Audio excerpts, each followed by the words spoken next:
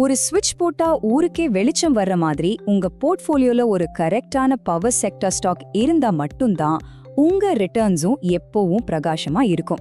இன்னைக்கு நம்ம பார்க்க போறது எலக்ட்ரிசிட்டி பிசினஸ்ல ஒரு அசைக்க முடியாத சாம்ராஜ்யம். சோலார், ஈவி சார்ஜிங், பவர் ஜெனரேஷன்னு இந்தியாவுக்கே எனர்ஜி கொடுக்குற ஒரு ஜெயண்ட் டாடா பவர். இந்த கம்பெனியோட ஸ்ட்ரென்த் என்னன்னு தெரியாம இவங்களோட ரிசல்ட்டை பார்க்காம இன்வெஸ்ட் பண்றது மெயின் ஸ்விட்சை ஆஃப் பண்ணாம மீட்டர் பாக்ஸ்குள்ள கையை விடுற மாதிரி ஷாக் அடிச்சு தூக்கி வீசிடும்.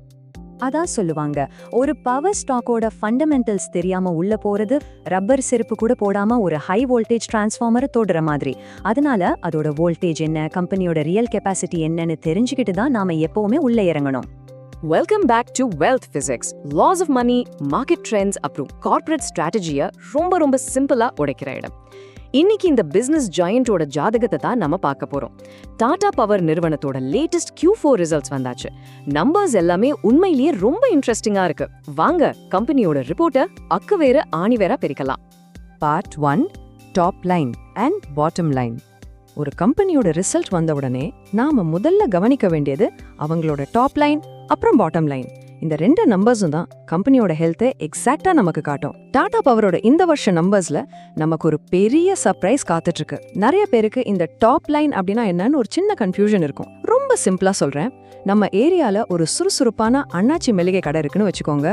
நைட்டு வியாபாரம் முடிஞ்சு அவரு கல்லாப்பெட்டியை திறந்தா மொத்தமா ஒரு கேஷ் இருக்கும்ல, அதுல கடை வாடகை, கரண்ட் பில், பசங்க சம்பளம்னு எந்த செலவையும் அவர் இன்னும் கழிக்கல. அந்த மொத்த வசூல் அதுதான் டாப் லைன் ரெவென்யூ, அதாவது கிராஸ் கலெக்ஷன். ஸோ இங்கே நீங்கள் கவனிக்க வேண்டிய முக்கியமான பாயிண்ட் என்னன்னா, இந்த Q4 FY26 காலாண்டில் டாடா பவரோட டாப் லைன், அதாவது மொத்த வருமானம் 15,962 கோடி ரூபாயா வந்திருக்கு. ஆனால் போன வருஷம் இதே காலாண்டில் இவங்களோட வருமானம் 17,328 கோடி ரூபாயா இருந்துச்சு. இதை நேராக கம்பேர் பண்ணி பார்த்தா வருமானம் 8% குறைஞ்சிருக்கு. என்னடா இது, இந்தியாவின் எனர்ஜி கிங்னு சொன்னாங்க, ஆனால் வருமானம் 8% ட்ராப் ஆயிருக்கேன்னு நீங்கள் கண்டிப்பாக யோசிப்பீங்க. அங்கதான் ஒரு பெரிய ட்விஸ்ட் இருக்கு. வசூல் கொஞ்சம் குறைஞ்சாலும் கம்பெனிக்கு உண்மையிலே லாபம் எவ்வளோ மிச்சமாகி இருக்கு, அதுதான் பாட்டம் லைன், அதாவது கம்பெனியோட நெட் ப்ராஃபிட். இந்த Q4 FY26ல டாடா பவரோட நிகர லாபம் 14,116 கோடி ரூபாயா மாசா உயர்ந்திருக்கு. போன வருஷம் இதே குவார்ட்டர்ல இவங்களோட லாபம் வெறும் 13,006 கோடி ரூபாயா தான் இருந்துச்சு. இது எதை தெளிவா காட்டுதுன்னா, வருமானம் 8% குறைந்தாலும் லாபம் 8% அதிகரிச்சிருக்கு. இது எப்படி பாசிபிள்? நம்ம மளிகை கடை அண்ணாச்சி கல்லாவுல வசூல் கம்மியானாலும் தேவையில்லாத செலவுகள் எல்லாம் கட் பண்ணிட்டு லாபமா தான் பாக்கெட்ல போட்டு வீட்டுக்கு எடுத்துட்டு போறாரு பாருங்க. அந்த நிஜமான டேக் ஹோம் கேஷ் தான் இந்த நெட் ப்ராஃபிட். இங்கேயும் அதேதான். டாடா பவர் தங்களோட கோர் பிசினஸ்ல ரொம்ப ஸ்ட்ராங்கா செயல்பட்டு சூப்பரான ஆபரேஷனல் எஃபிஷியன்சி மூலமா தங்களோட லாபத்தை அபாரமா அதிகரிச்சிருக்காங்க. பார்ட் 2, மார்ஜின் அண்ட் பிரைசிங் பால். லாபம் அதிகரிச்சதுக்கு பின்னால் இருக்கிற அந்த மேஜிக் என்ன, அதை புரிஞ்சுக்க நாம அவங்களோட மார்ஜின் மற்றும் பிரைசிங் பவரை பத்தி கண்டிப்பா பேசியே ஆகணும். சந்தையில எத்தனையோ ஏற்ற இறக்கங்கள் வந்தாலும் ஒரு கம்பெனியை காப்பாத்துறது அவங்களோட ஆபரேஷனல் ப்ராஃபிட்டபிலிட்டி தான். இங்க நீங்க பாக்குற இந்த நம்பர் ரொம்ப முக்கியமானது. கம்பெனியோட ஆபரேட்டிங் EBITDA 10% உயர்ந்து 4,216 கோடி ரூபாயா பிரமாதமா வந்திருக்கு.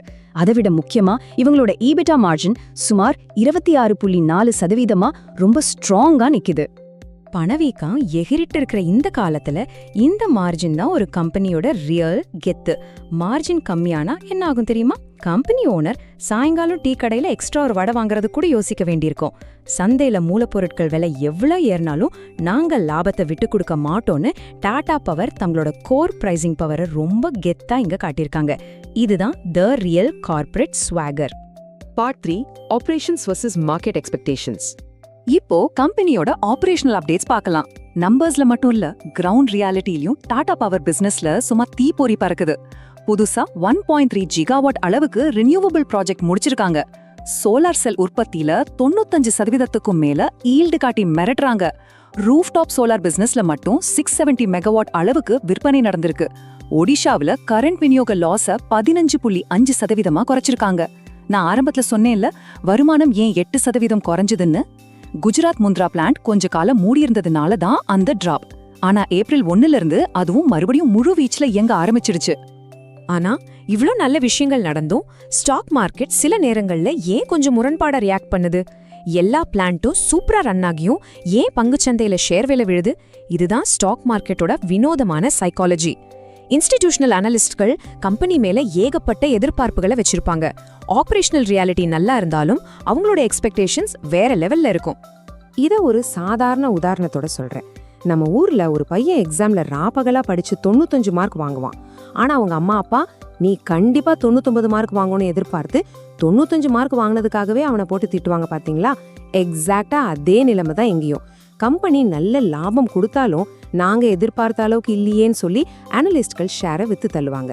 ஆனா டாடா பவர் தங்களோட ஸ்ட்ராங்கான பிசினஸ் ஃபண்டமெண்டல்ஸ்னால மார்க்கெட்ல நிலையா நிக்கிறாங்க.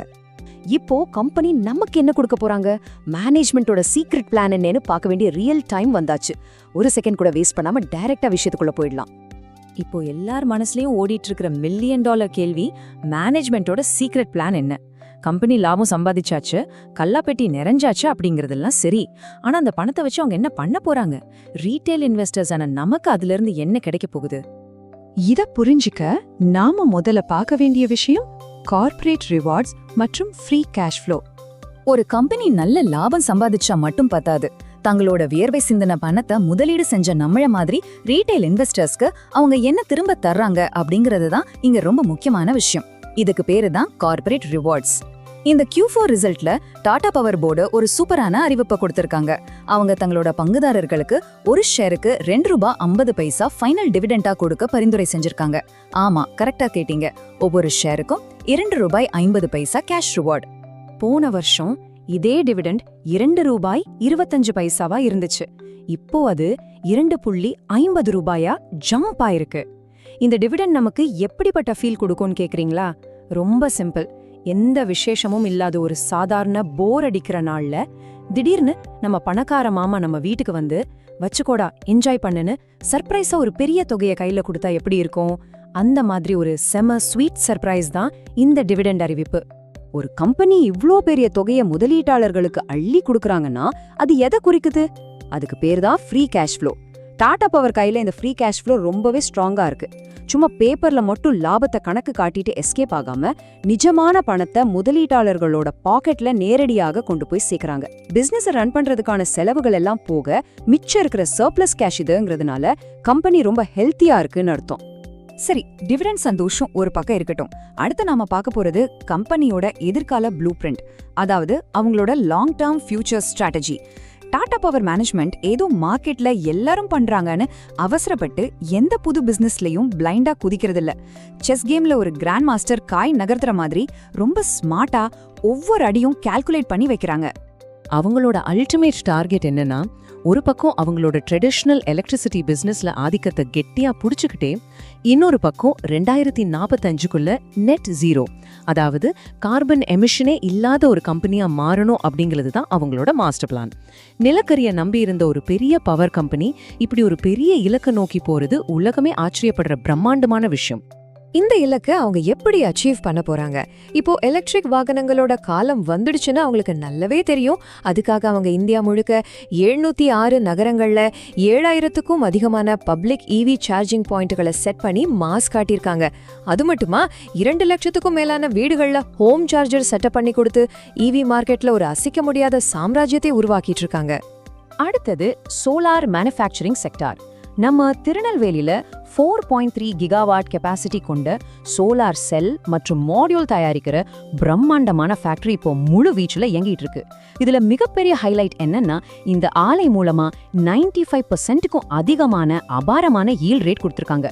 ஒரு புது பிளான்ட்ல இவ்ளோ சீக்கிரம் இவ்ளோ பெர்ஃபெக்டான அவுட்புட் கொண்டு வரது சாதாரண விஷயமே கிடையாது.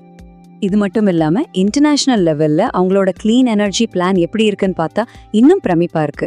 அண்டை நாடான பூட்டான்ல சுமார் 5500 மெகாவாட்டுக்கு மேல சுத்தமான ஹைட்ரோ எனர்ஜி ப்ராஜெக்ட் செய்ய போறாங்க.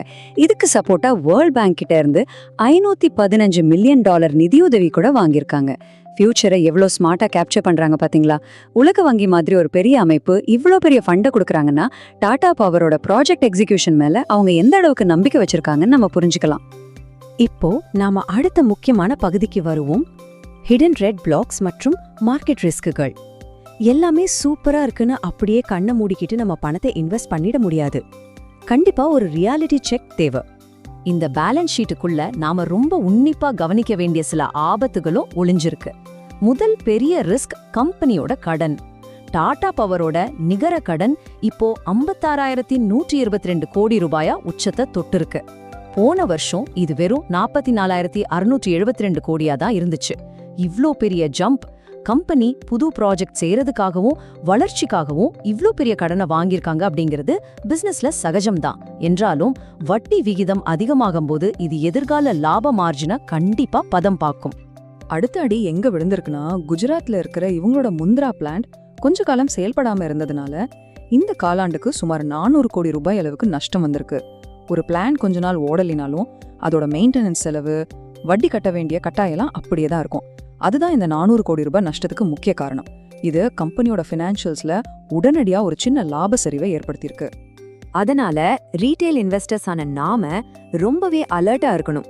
மார்க்கெட்ல இருக்கிற அதிகப்படியான போட்டி, நிலக்கரி தட்டுப்பாடு, அப்புறம் மூலப்பொருட்களோட விலையேற்றம் இதெல்லாம் நாம எப்பவுமே ட்ராக் பண்ணிட்டே இருக்கணும். ஏப்ரல் 1ஆம் தேதியில இருந்து அந்த முந்த்ரா பிளான்ட் திரும்பவும் இயங்க ஆரம்பிச்சாலும் கம்பெனிக்கு வெளியில இருந்து வர்ற மிகப்பெரிய பிரஷர் இதெல்லாம் அவங்க எப்படி சமாளிக்கிறாங்கன்னு நம்ம கூர்ந்து கவனிச்சா மட்டும்தான் நம்ம இன்வெஸ்ட்மெண்ட் சேஃபா இருக்கும். பிரம்மாண்டமான கிரீன் எனர்ஜி பிளான்கள் ஒரு பக்கம் இருந்தாலும் ஏறிக்கிட்டே போற கடன் சுமை அவங்க வேகத்துக்கு தடையா மாறுமா? பொறுத்திருந்துதான் பார்க்கணும். இந்த கம்பெனியோட இந்த குவார்ட்டர் ரிசல்ட் உங்களுக்கு பிடிச்சிருக்கா இல்லையா? நீங்க இந்த ஸ்டாக்கை பை பண்ண போறீங்களா, ஹோல்ட் பண்ண போறீங்களா, இல்ல செல் பண்ண போறீங்களான்னு இப்போவே கீழே கமெண்ட்ல சொல்லுங்க. அப்புறம் இந்த அனாலிசிஸ் உங்களுக்கு நிஜமாவே யூஸ்ஃபுல்லா இருந்தா அந்த லைக் பட்டனை தட்டிட்டு உங்க இன்வெஸ்டர் ஃப்ரெண்ட்ஸுக்கும் ஷேர் பண்ணிடுங்க. இதே மாதிரி சுவாரஸ்யமான ஃபைனான்ஸ் அனாலிசிஸ்க்கு நம்ம வெல்த் பிசிக்ஸ் சேனலுக்கு சப்ஸ்கிரைப் பண்ண மறக்காதீங்க. அடுத்த வீடியோல பார்ப்போம். டாடா.